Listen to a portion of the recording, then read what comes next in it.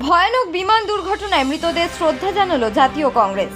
বৃহস্পতিবার গুজরাটে ঘটে যাওয়া ক্রু সহ 242 জন যাত্রী নিয়ে এয়ার ইন্ডিয়ার ইংল্যান্ডগামী বিমানটি উড়ান ভরার কিছু সময়ের মধ্যে জনবহুল এলাকায় ভেঙে পড়ে আগুন ধরে যায়।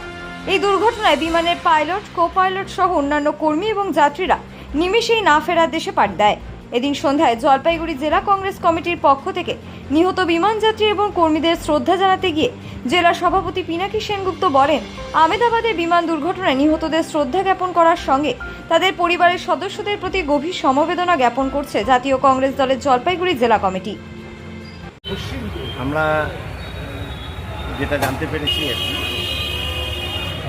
সেটা হলো আহমেদাবাদে বিমান দুর্ঘটনায় 242 জন যাত্রী, পাইলট, কো পাইলট সহ এবং যারা অন্যান্য বিমান সেবিকা বা সেবক যারা ছিলেন প্রত্যেকেই এই বিমান দুর্ঘটনায় মারা গেছেন।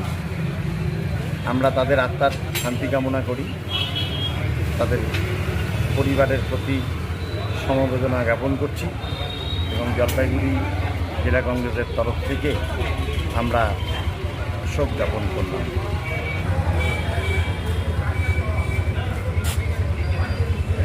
এত কম লোক না, বেশি ফটোবাজি করলে লোকে ভাবতেছে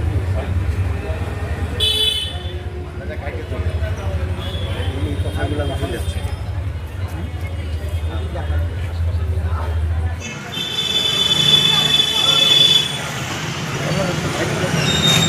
এই চন্দন, উপরের ফ্ল্যাগটা না ছিঁড়ে গেছে, হয় ফেলে দিতে হবে, না হলে চেঞ্জ করে দিতে হবে। উপরে মালটা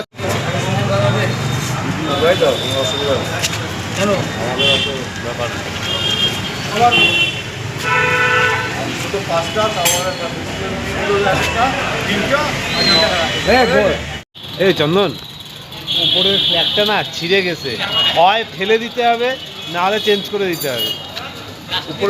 পরিবারের সাথে ছুটি কাটাতে ডুয়ার্সে আসবেন ভাবছেন? তাহলে চলে আসুন আমাদের ব্লিস ভিউ রিসোর্টে।